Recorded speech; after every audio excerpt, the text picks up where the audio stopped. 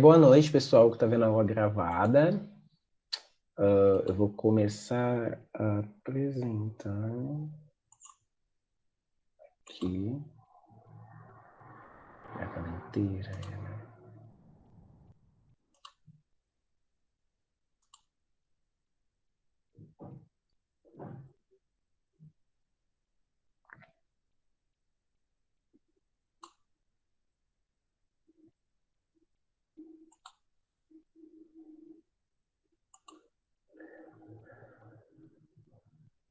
Bom, começando então, pessoal. Semana passada a gente viu sobre a União Ibérica, né? A União Ibérica ela vai desempenhar muitas consequências, né, dentro aqui da história do Brasil, né? Consequências que vão gerar revoltas, como a gente vai ver nos períodos posteriores, né? E consequências às vezes positivas, né? Como a descoberta do ouro, por exemplo, né? Na União Ibérica, né? Porque, como eu falei para vocês, né, com a União Ibérica, o Tratado de Tordesilhas para de existir. Mas mesmo antes do Tratado de Tordesilhas existir, já haviam pessoas que passavam do Tratado de Tordesilhas para fazer coisas ali, né, e tudo mais, né?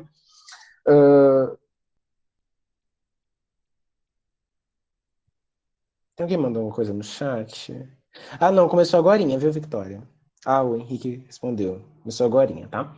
Então agora a gente vai ver as invasões holandesas, né? Quando a gente fala das invasões holandesas, né? Por que, né, aconteceu as invasões holandesas?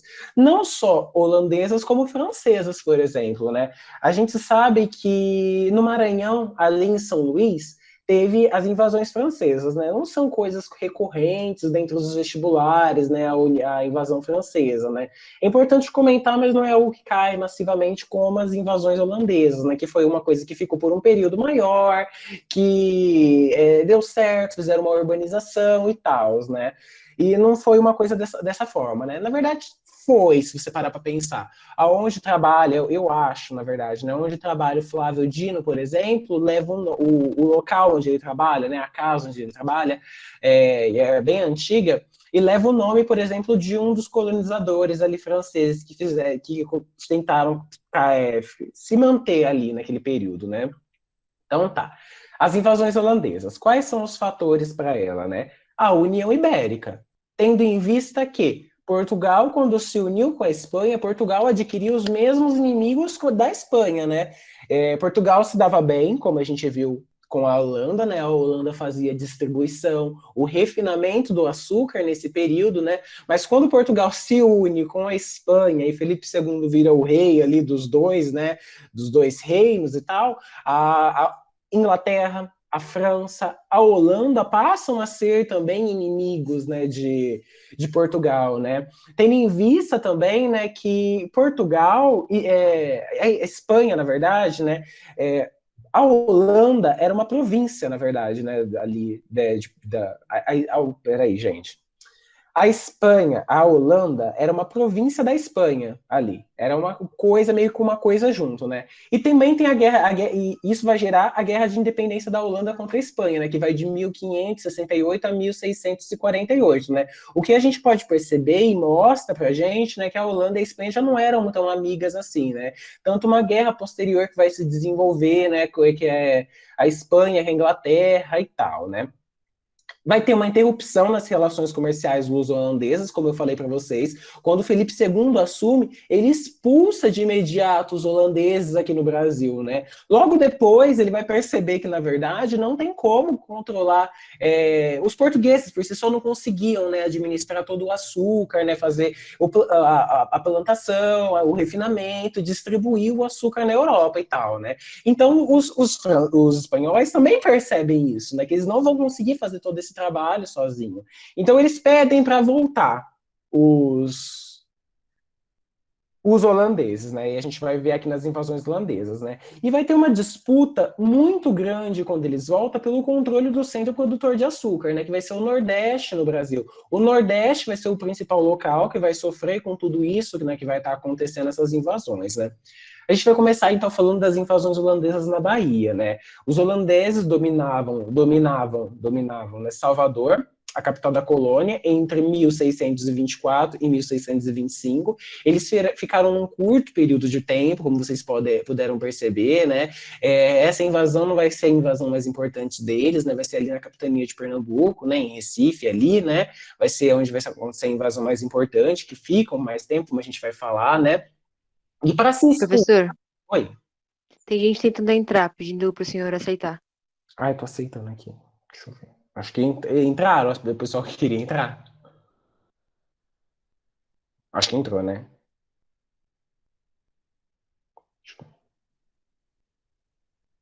Ó, acho que entrou, então. Ah, se tiver alguém pedindo pra entrar, pode parar, tá, gente? Uh, é, é, é, Essa invasão que aconteceu em Salvador, né, a coroa, né, espanhol, né, teve que fazer alguma coisa, né, os holandeses inimigos ali estavam invadindo, né. Começa a acontecer, então, muitas guerrilhas no interior contra esses invasores, né, guerrilhas que eram do nada, praticamente, né, que eles chegavam e simplesmente invadiam, era uma estratégia de guerra, mas não uma estratégia tão planejada quanto outras que a gente vai ver no desenvolver do curso aqui de História do Brasil, né. E vai ter uma chegada de uma esquadra luso espanhola, né, com mais de 12 mil soldados. Né, esses 12 mil soldados são muito importantes para expulsar, né, os holandeses de Salvador. Né. E aí a gente tem a derrota e a expulsão dos holandeses da Bahia, né, a Jornada dos Vassalos, né, como ficou conhecido, né, em 1625. Né. Então são esses fatores aqui da dominação holandesa em Salvador. Né. Foi um período muito curto, como vocês puderam ver. Né. Aí a gente vai ter as invasões holandesas em Pernambuco, que são as mais importantes. Pernambuco? Deixa eu ver aqui. Vai ser com a administração Maria Nessal, né? Nessa região de Pernambuco, né? Foi de 1630 a 1632, né?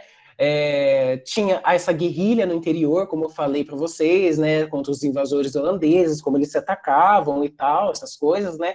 O Arraial do Bom Jesus, que era um reduto de resistência dos senhores de engenhos, escravos e índios com a população de Olinda, né? Eles fizeram uma resistência contra esses invasores, né, que estavam vindo aqui, né, junto com a coroa, né, tinha uma resistência para impedir o avanço deles aqui na colônia, né. E aí a gente lembra da traição de Domingos Fernandes Calabar, dentro desse todo esse contexto, né, porque quem foi Domingos Fernandes Calabar? Domingos Fernandes, ele era também um dono de engenho, que ele começa a perceber que, na verdade, o Brasil seria um lugar, né, nesse momento ainda não existe a noção de país, tá, gente? País do Brasil. O Brasil seria um lugar muito melhor com governos holandeses do que espanhóis, né, nesse período, né? Então ele meio que coloca ali, fala algumas coisas que iam acontecer, né, dessas guerrilhas e tal, né, e os holandeses se preparam melhor, né, para conseguir ali tomar, né? Em 1633, né, 32, né, a gente tem a tomada de Bom Jesus, né, pelos holandeses, e aí começa uma ocupação holandesa no Nordeste, né, que vai ser intitulada da Nova Holanda, né? Essas são as principais características dessa invasão holandesa no Pernambuco, tá bom? Agora passando aqui só para mim ver, para vocês verem melhor no mapa, aqui em São Luís, né, foi onde também foi invadido pelos franceses, né? Mas também foi invadido também pelos holandeses. E aqui era todo o litoral, né, que eles tomaram conta, né? Por quê? Porque o litoral era onde se produzia cana-de-açúcar e que era muito rentável, como eu falei para vocês nas últimas aulas, né? A gente vai ter uma administração muito, muito, muito importante dentro desse período todo da invasão holandesa, né? Que vai ser a administração de Mauricio de Nassau, que vai de 1637 a 1644. Né? Ele é nomeado, né, nomeado governador do Brasil holandês pela Companhia das Índias Orientais Holandesas, né? É uma formação ao WIC, né, que era chamado, né? Então, os holandeses nomeiam ele para fazer a administração, né? É muito importante essa administração do Mauricio de Nassau nas invasões holandesas. Isso costuma cair e cobrar muito, né? Por quê? A tolerância religiosa aqui, né? Quando eu falo tolerância religiosa, o que a gente pensa hoje em dia? De tolerar todas as religiões, né? E aí a gente coloca cristianismo, né? O candomblé, os espíritas, né? Respeitar tudo isso, né? Só que a gente tem que lembrar que nesse período, qualquer outra religião, e principalmente as religiões de matriz africana, religiões indígenas, não eram consideradas religiões, né? Porque o único Deus, né, é Deus e Jesus Cristo, né? A Trindade lá, né, que era católica e tal. Mas eles começam a ter uma tolerância religiosa, porque nesse período já é um período muito forte, né? Já tinha acontecido a Contra-Reforma, né? Tem o pessoal que segue, os luteranos, né? E tal, né? Então começa a ter uma tolerância religiosa, né? Ele deixa ter os cristãos e deixa ter os protestantes também nesse período aí, o Maurício de Nassau, nessa administração dele, né?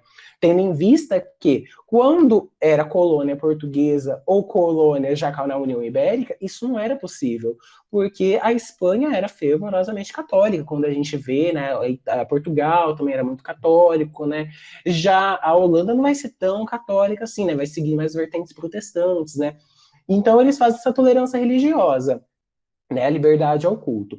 Também tem nessa administração do Maurício de Nassau um financiamento dos engenhos muito, muito importante, né, que vai ser o crédito para os senhores de engenho, que fazem com que os senhores de engenhos começam a querer essa administração holandesa no Brasil, né? Pensa comigo, você está num lugar, né, você está ali, você tem a sua colônia ali no Brasil, né, você tem ali seu lugar para fazer o açúcar, né? Você tem impostos para pagar, você tem outras suas coisas ali e tal, e não tem um financiamento. E aí chega um pessoal e fala assim: olha, eu vou te dar dinheiro e você não tem um período ali para você me pagar, né? Então, né, eles vão preferir, lógico, os holandeses, né? Quando a gente olha para esse financiamento dos engenhos também, a gente lembra também que esse financiamento foi muito feito pelo pessoal judeu, né? Que estavam também todos envolvidos aí, né, também que era um pessoal já que vem conquistando dentro da Europa um espaço ali, eles, lógico que eles vão sendo expulsos, né, dos países quando eles vão conquistando coisas, né, mas até nesse momento aí na Holanda até que não, né. É importante a gente falar também da administração do Maurício de Nassau, que ele faz uma urbanização e modernização em Recife muito importante, né? Ele traz biblioteca, ele faz zoológico, ele faz observatório astronômico, né? Isso é muito importante, né? Ele não quer apenas ocupar essa terra, né, e fazer ser uma terra de só exploração, né? Ele quer fazer ser uma terra ali promissora, né? Talvez ele pensasse ali em trazer os holandeses para cá para povoar e fazer uma nova nação holandesa aqui, né? Que vai ser a Holanda do Brasil, né? Fazer de fato isso, né? E isso é muito importante. E isso não vai ser tão visto pelos próprios holandeses, né? Outra coisa que ele faz também é o incentivo à vinda de artistas e cientistas, né? Esse Franz Pouch é um pintor e esse Albert, eu acho que ele é um pintor também, mas esse Franz Pouch ele tem umas pinturas muito bonitas, depois vocês pesquisam ele fez umas pinturas sobre os engenhos, sobre a paisagem brasileira, e isso é muito importante aqui no Brasil, né? Então, com a administração do Maurício de Nassau, lógico que param de ter, né, de tantas, né, guerrilhas dessa forma, né, porque os próprios portugueses que estavam aqui sendo colonos começam a gostar dessa administração do Maurício, né, todas essas coisas boas, essa tolerância circulando, né, olha que promissor era tudo isso, né, que ele estava propondo para essa colônia, né, e tal, né, muito importante nisso, porque a gente olha e lembra dessas importâncias, porque nesse período no Brasil as coisas aconteciam de uma maneira muito de uma maneira muito rural, né? E essa urbanização é muito importante, né? Porque a gente começa a ter no Nordeste algo que começa a ser as cidades e as vilas de fato, né? É muito importante isso, né? Tudo que ele faz, né? E aí a gente vai ter alguns fatores, né, dessa insurreição pernambucana, né, e tal, né, que vai ser a demissão de Nassau. Ele vai ser acusado pela UIC de ter uma administração personalista e dispendiosa, né? Que isso vai ser, né? Ele não precisava fazer tudo isso que ele fez, essa urbanização, esses artistas, esse crédito. Não precisava de tudo isso. Isso vai ser muito mal visto pelos holandeses. Eles queriam apenas lucrar com o açúcar aqui no Brasil, né? Não fazer essa terra ser algo promissora, sabe? Eles queriam apenas isso, né? E depois que o Maurício de Nassau sai, começa uma cobrança das dívidas dos senhores de engenho pela Wiki, né? Então esses senhores vão ser obrigados a pagar todas as dívidas, né? Dívidas que não tinham prazos, né? É importante a gente lembrar disso, que eles vão ser obrigados a pagar isso, né? Essas dívidas. Qual vai ser as consequências disso, né? Os portugueses, os colonos aqui vendo, nossa, estão nos cobrando taxas altas de tudo que eles nos emprestaram, vamos voltar e ficar a favor dos espanhóis, né? Do pessoal português, né? Com isso, eles têm a expulsão dos holandeses, né, de tudo isso, né? Que acontece? Eles expulsam os holandeses mais uma vez aqui do Brasil, né? E isso gera consequências muito fortes aqui para o Brasil, né? Porque o açúcar, a gente começa a ter uma crise do açúcar aqui no Brasil, né? E aí a gente começa a caminhar para outros séculos, outros momentos, né? Começa a ter uma concorrência muito grande com o açúcar holandês produzido nas Antilhas, né? E era um açúcar melhor, produzido em larga escala, né, dentro lá, né, eles também utilizavam o trabalho escravo, né, tudo isso que eu falei para vocês, né, de uma urbanização, uma coisa boa que eles estão fazendo, né, a gente tem que lembrar que não era para essas coisas boas eram para as pessoas, né, brancas, né, para as pessoas ali portugueses, os espanhóis, estavam ali vivendo no período, né, e não para os escravos, não para os indígenas, a gente tem que olhar para isso e lembrar disso, né, toda essa administração foi voltada para essas pessoas, né, e não para as outras, né. E aí tem essa concorrência com o açúcar produzido nas Antilhas, né, com que faz com que o açúcar produzido no Brasil não perca o seu valor, né? Porque imagina, né? Tem um açúcar de melhor qualidade circulando ali, né? E tem mais açúcar para vender e tal, né? E aí a gente começa a ter uma decadência da economia açucareira no Brasil, uma decadência muito forte, né? E que vai resultar em outras coisas, né? Essa União Ibérica, né, é muito importante, né? Porque o que a gente vai ver na próxima aula que vai ser a expansão territorial, os bandeirantes e a. Deixa eu ver se acabou aqui. Acabou.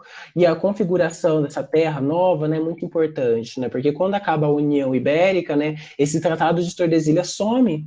E aí? O que vai fazer? Como que a gente vai saber o que é do Brasil e o que é da Espanha? Então, novos tratados vão ser formados, né, se desenvolvem a partir disso, né, dessa União Ibérica, né? A gente percebe que teve consequências muito fortes nessa União Ibérica no Brasil, muitas consequências negativas, né? No entanto, também tem consequências positivas, como eu falei para vocês na última aula, né, que foi gravada, do Felipe II, né, que ele vai olhar para a cana-de-açúcar, não, ele vai olhar para a madeira no Brasil e lembrar e pensar, refletir, falar assim, eu acho que isso vai acabar. E, de fato, né, hoje a gente não tem mais tanto, né, ao Brasil, né? Então vão ter coisas muito ruins e coisas positivas também que vão acontecer nesse período, né? Coisas positivas, né, para o período mesmo, né? Se for olhar para a época de hoje, não são coisas tão positivas quanto tudo isso, né? Eu acho que eu expliquei muito rápido, mas isso, na verdade, é tudo isso, assim, né? Não sei se tem alguma coisa que vocês gostariam de falar aqui, né? Essas invasões, quando eu falo também dessas guerrilhas, né? É importante observar, né? Que quando aconteciam isso era de maneira muito súbita, né? Muito do nada ali, né? Nada tão planejado, né? O Kailane, pode falar. Tem um slide mais para frente, eu acho, que o senhor fala sobre dívidas, que eles foram cobrar dívidas. Seria impostos? Não, a dívida que eles estavam cobrando é o próprio crédito. Aqui, ó. Aqui, eu estava falando da dívida, né? Da cobrança da dívida dos senhores do engenho, né? São os próprios impostos, né? Que o financiamento dos engenhos, né? O que é isso? Eles deram dinheiro para os senhores de engenhos, né? Para eles produzirem o açúcar em larga escala também, né? Porque a gente tem que lembrar que tudo isso que essa cana-de-açúcar, né?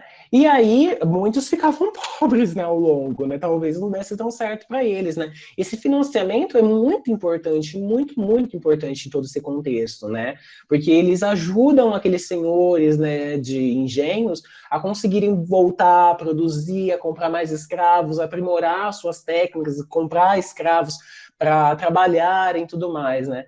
E outro resultado também, né, já aproveitando a sua pergunta, que a gente vai ter sobre isso, né, é que quando acaba a União Ibérica, e a gente vai falar, gente, disso na próxima aula, não sei nem por que eu tô falando, mas quando acaba a União Ibérica e Portugal se restaura, né, Portugal perde tudo, né, de escravos ali, né, as feitorias que eles tinham na África, né, e aí nisso vai aumentar também a escravidão indígena, né, muito tenso, né, isso, né. Deixa eu ver se tem alguém com alguma pergunta. E esses Professor? engenhos, eles eram os holandeses, não?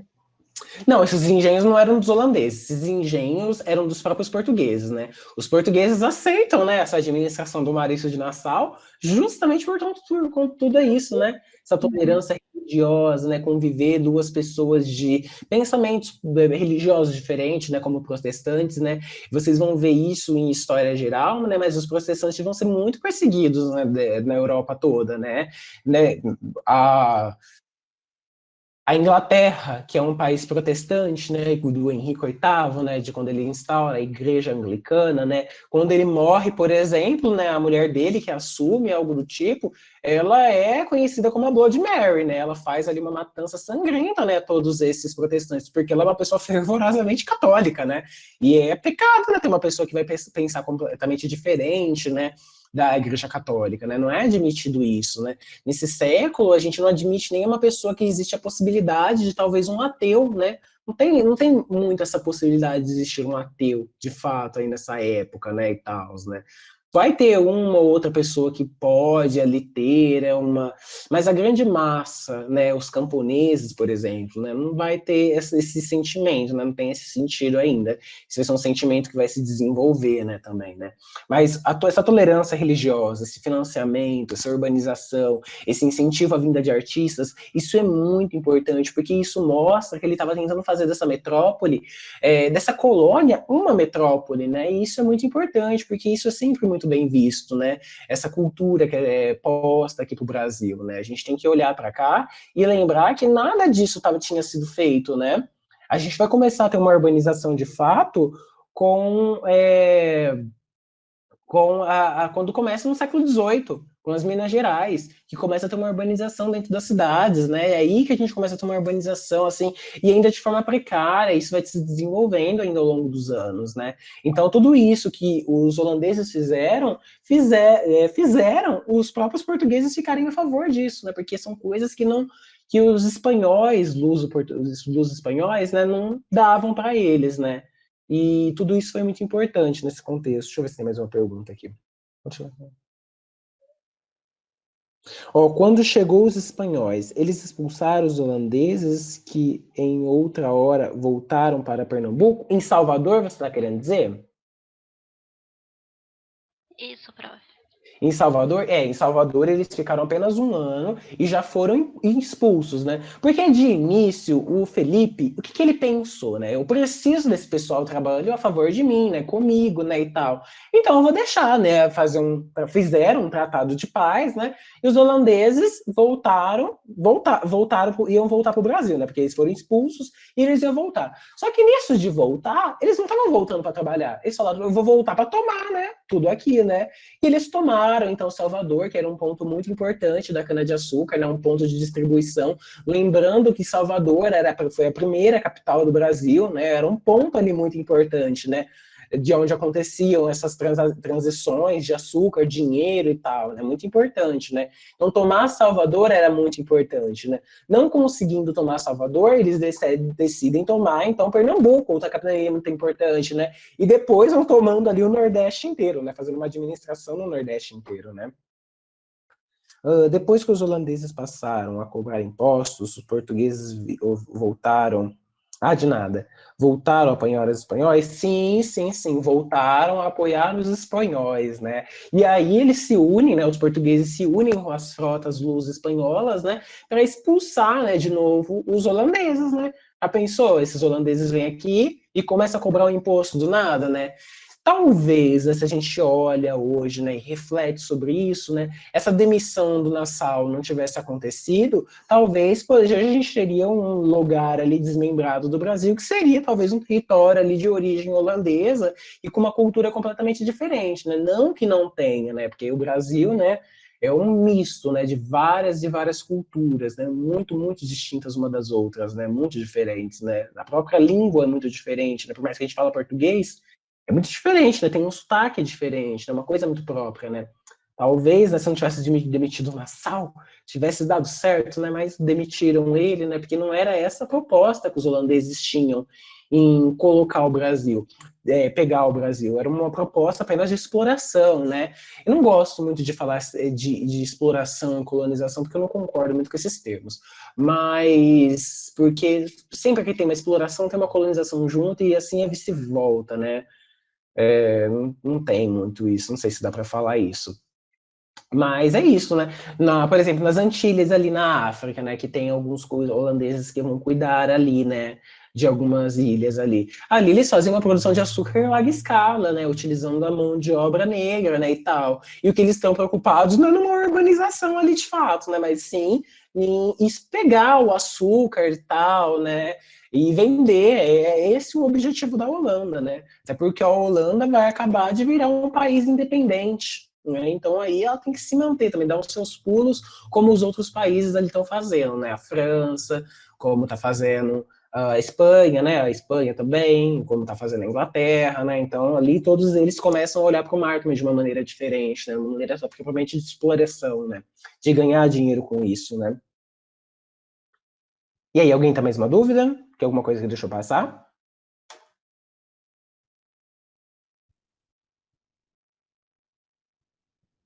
Cri, cri. Não, pessoal? Certeza? Ó, vou parar de apresentar que hoje era bem curtinho mesmo. Ninguém tem nenhuma dúvida? Vamos, gente, vamos conversar. Professor, Oi. não ficou muito claro para mim uma dúvida de uma aula antiga já, que é as drogas do sertão. Ah, as drogas do sertão? Ó, as drogas do sertão vai ser algo que vai se desenvolver, né? Primeiro se desenvolve, né, de fato, a cana-de-açúcar, né? As drogas do sertão vão acontecer já no século XVII ali, né? Meados do século XVII e tal, né? Que vão ser aonde, né, os bandeirantes, né? Os bandeirantes, né? Os jesuítas e tal, vão desbrabar, né, esse sertão, né? Conhecer tudo isso. E aí as drogas do sertão vão ser aquilo que eu falei, né? A mandioca, o milho, as raízes, coisas que também vão ser exportadas para fora do Brasil, né? Utilizando a mão de obra indígena, né? O que os próprios jesuítas vão fazer, né? Aproveitando que esses índios vão estar mais ali catequizados, vão ser índios mais mansos, né? E tal, né? Tanto que esse índio manso também, né? A gente vai ver isso na próxima aula, é bem interessante, dos bandeirantes, né? E tal, com os indígenas, né? Por exemplo, um indígena que era capturado numa aldeia indígena, claro, né? Esse indígena não custava um valor tão bacana tanto quanto um indígena catequizado, né? Mas ali nas drogas do sertão é isso, ali vai ser na região amazônica, né, onde os jesuítas vão organizar os indígenas para pegar essas principais coisas, né, o cacau, né, e exportar para fora também, né. Era essa a dúvida, meu? Mas tem algum motivo para chamar de drogas?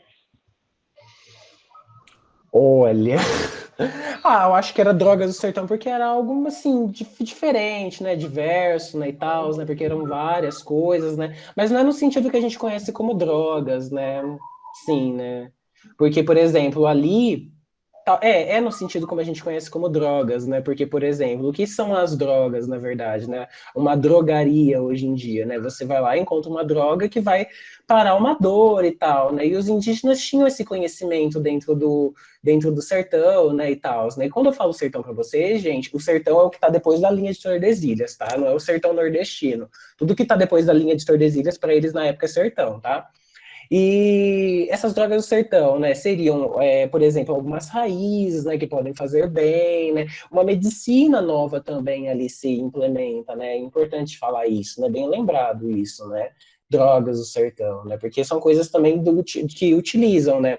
Quando eu falo para vocês também, eu falei disso para vocês, é importante a gente ter uh, aquela palavra, né, por exemplo, genocídio epistêmico, né, é uma palavra muito importante, né, porque eu acho que se destaca quem usa ela e usa da maneira que tem que usar. Eu posso até passar um texto para vocês, que tem um autor, que esse texto eu não vejo em história, mas se vê em serviço social. Ele faz uma análise de todo o genocídio epistêmico, desde os indígenas à queima de mulheres na Europa. É muito importante, é muito bacana esse texto. Se vocês quiserem, eu posso passar para vocês.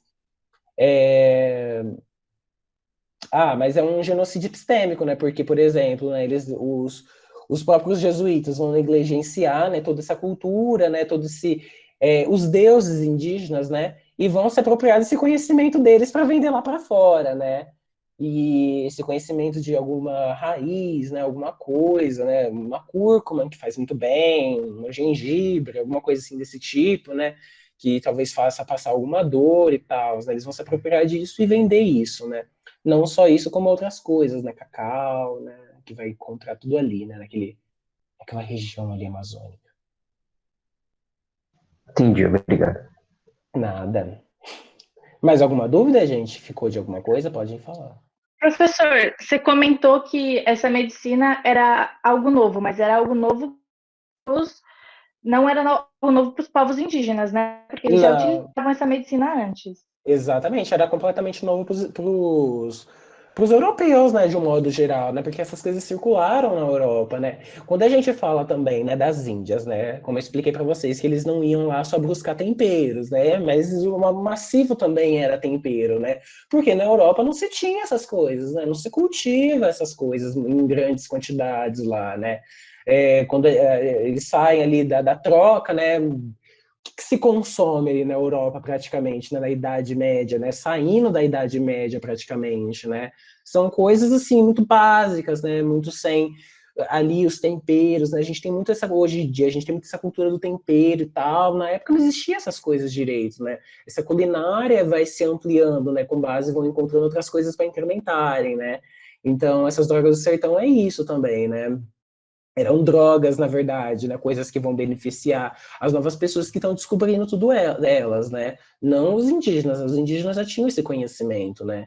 E aí a gente olha também, né? Eu levo as coisas para o outro lado, né, gente? Desculpa. Mas aí a gente olha também, né, para a Europa e tal, né? Desse negócio, né, de negligenciar um próprio conhecimento, né? Porque eles olharam para o conhecimento indígena e viram como algo positivo. Mas em décadas posteriores, esse conhecimento também difundido dentro da Europa de alguma raiz, de alguma coisa que talvez curasse, e uma mulher que soubesse disso, ela era taxada como bruxa, né, ali, queimada e tal, né, essas coisas assim, né, e aí vocês verem, né, para vocês verem o que eles consideram conhecimento, o que não se considera conhecimento, né, principalmente nessa época, que é uma época muito patriarcal, né, onde o lugar da mulher é um lugar mínimo, muito reduzido ali, né, ela não tem muita importância ali na sociedade, né, dentro desses períodos, né? Então, assim, te dá para analisar tudo isso, né? E ver tudo isso.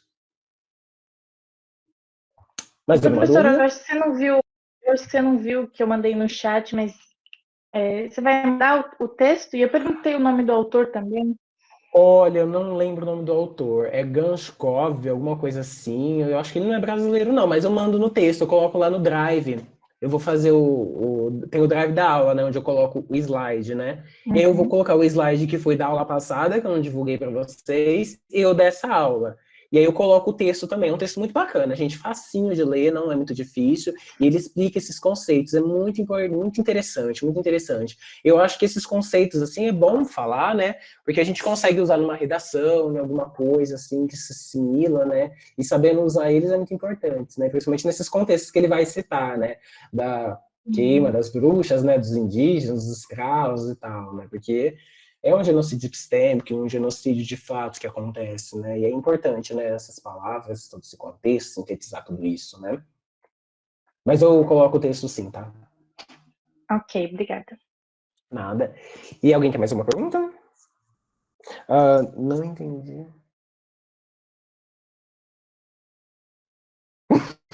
Não sei das comidas que o pessoal dos Estados Unidos comeu hoje tá ótimo, não é verdade? Não tem mais alguma pergunta, pessoal? Ó, se não tiver, então eu vou encerrar a aula, tá? E aí era isso mesmo por hoje, tá? Semana que vem a gente vai ter uma aula um pouquinho mais extensa, tá? Eu lembro que eu dei essa aula no cursinho da Unesp e deu ali uns 57 minutos, me desculpem, mas vai ser um pouquinho mais grande, tá, a aula, tá? Vou tentar esperar uns 10 minutinhos vocês chegarem, e aí a gente vai ver sobre os bandeirantes, tá? Eu começo passando um trechinho de um filme para vocês, e aí a gente desemboca ali nos bandeirantes, que é muito importante também, tudo que a gente vai falar, tá bom?